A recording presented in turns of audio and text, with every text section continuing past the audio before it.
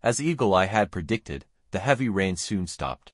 The doctor returned to his usual self, conducted a quick checkup on Lu Xinrui's limbs and muscles, and then left. Not long after, Yanzi came back to have lunch with Lu Xinrui. The forest floor was covered with leaves knocked down by the rain, forming a layer that kept the wet ground from becoming too slippery. The outdoor dining area was completely soaked and unusable, so everyone took their food back to their tree houses to eat. After lunch, Yanzi went back to work, recalling Eagle Eye's instructions from the morning. Lu Xinrui decided to head to the meeting place early, even though there was still quite some time before their scheduled meeting. To her surprise, Eagle Eye, the concubine, Shen, and Tiayu were already there and looked like they were about to leave. Seeing her arrival, they seemed slightly embarrassed. It didn't take her long to understand why. Considering the issues the doctor mentioned about the rainy season and the scarcity of supplies, Eagle Eye's claim that the gathering team's work is leisurely was clearly a lie. With the rainy season approaching, the gathering team should be stocking up on as many supplies as possible, like squirrels preparing for winter.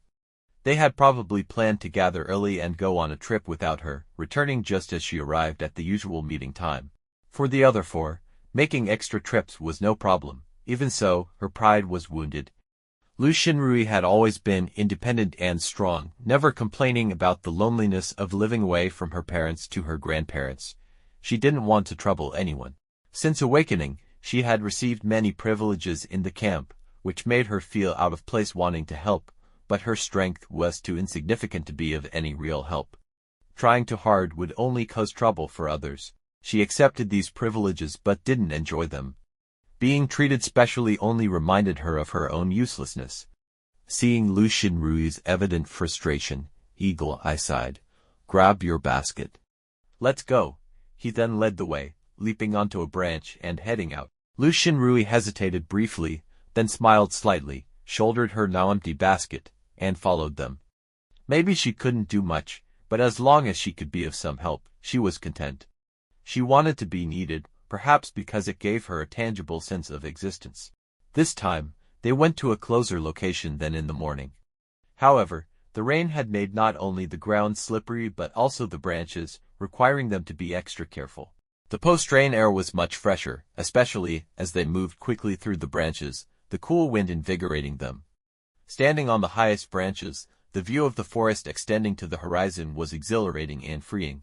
With the previous experience and her natural balance as a woman, Lu Xinrui moved more adeptly this time. However, overconfidence led to carelessness, and she nearly slipped off a high branch, saved only by Shen's quick reflexes. For the remainder of the journey, the four of them subtly surrounded her. Eagle Eye led, Shen followed behind, and the concubine and Tiayi flanked her on either side. They completed their task smoothly. Eagle Eye then instructed her to rest while they went for another round of gathering before continuing with her. This time, she didn't object. Compared to being left alone, without explanation, she preferred clear communication. Watching them leave, Lu Xinrui estimated they'd be back in about half an hour. She handed over her gathered items to the logistics team and then wandered toward the camp's creek. This creek was the camp's water source. They drew drinking water from the upstream section, which was then boiled and stored. The downstream section was used for washing clothes and other daily needs. Lu Xinrui usually came here in the mornings with Yanzi to wash up, so she was familiar with the area. The creek was about 5 meters wide and not very deep, with water reaching only to the thigh. It didn't hold many fish, mostly small and inedible. The gathering team members responsible for fishing went to the larger river to the southeast. Lu Xinrui walked to the upstream water collection point, not far from the camp. The water was clear, and although she knew drinking raw water could cause diarrhea, a little shouldn't hurt, right? She was thirsty after the gathering, and the cool, clear water was tempting. After hesitating, she scooped some water with her hands and took a few sips. As she expected, the cool water immediately quenched her thirst and relieved the slight heat from her earlier activity. Lu Xinrui sighed contentedly but didn't drink more, fearing the consequences. She washed her face with the cool water instead. After resting a bit, she figured Eagle Eye and the others were almost back, so she headed back to the camp. After a few steps, she saw a man in his 20s walking toward her from the camp, holding a wooden water jug, probably coming to fetch water. Though she had met many people over the past few days, she didn't recognize everyone in the camp. She didn't know this man. Thinking it better to avoid trouble, Lu Xinrui stepped aside to let him pass. However, the man stepped in the same direction, blocking her path again. Coincidence, right? Lu Xinrui stepped to the right, but the man blocked her again. After 3 times, she realized it wasn't a coincidence. He was deliberately blocking her. This made her uneasy. "Can I help you with something?" "Hey," the man chuckled, "nothing much. Just wanted to ask you to help me carry some water." Lu Xinrui frowned, now fully on guard. It wasn't that she was unwilling to help, but this man gave her a bad feeling. Helping him under these circumstances would be foolish. "Sorry, I have to meet the gathering team. I'm about to start work and can't help you." She tried to walk around him. The man dropped his wooden jug with a clang and quickly grabbed her right wrist. "Don't be in such a hurry. I remember you're called Zirui." Even an idiot could tell he had bad intentions. Lu Xinrui's face turned cold. "What do you mean by this?" She tried to pull her hand free, but his grip was like a vice. After several failed attempts, she quickly hid her left hand behind her back as he tried to grab it too. The man stepped closer, forcing her to back away. She glanced around to avoid tripping and kept a wary eye on him. "Hey," the man laughed, "there are dozens of people in the camp, but less than 10 women. Do you know what that means?" Lu Xinrui remained silent. The man continued, "The leader says we should protect the women, claiming there are only hope for the future. But, aren't these women just for them to enjoy? What do we get?" Lu Xinrui was now backed against a large tree trunk, panic rising inside her as she realized his intentions.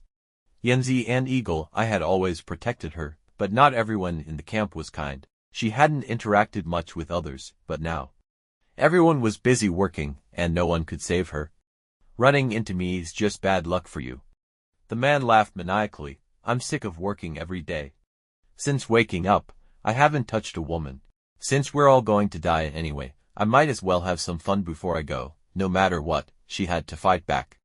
Lu Xinrui steeled herself, pretending to stumble and fall to the ground, reaching behind her into the grass, a rock. Her heart raced. Though small, anything would help now.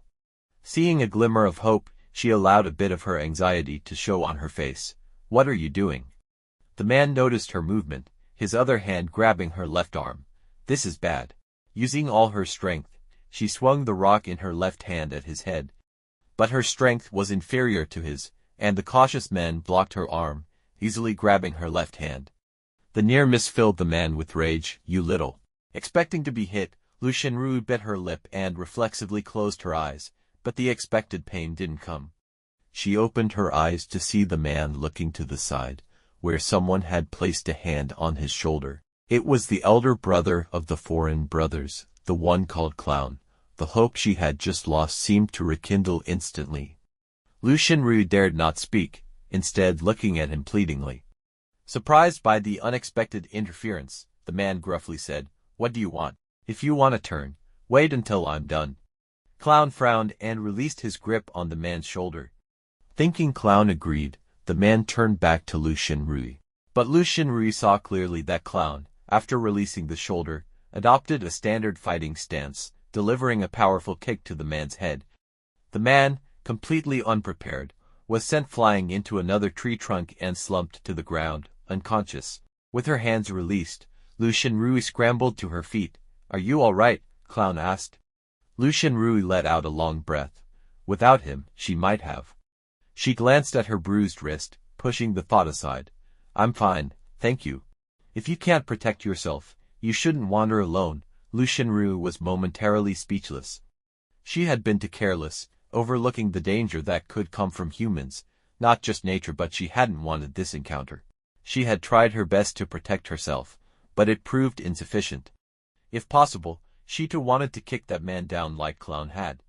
Feeling inexplicably aggrieved, and recalling her earlier fear, Lu Xinrui wanted to cry. But there was no one here to comfort her, so she held back her tears. A nearby branch rustled, a familiar sound of someone moving through the trees. Lu Xinrui looked up to see Eagle Eye leaping down, using branches to cushion his fall before landing safely. He wasn't carrying his basket and was breathing heavily, clearly having rushed over. Eagle-Eye glanced at the unconscious man and clown before turning to Lu Xinrui. Are you all right? Seeing Lu Xinrui shake her head to indicate she was fine, he sighed.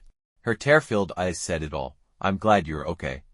I saw something was wrong here and rushed over.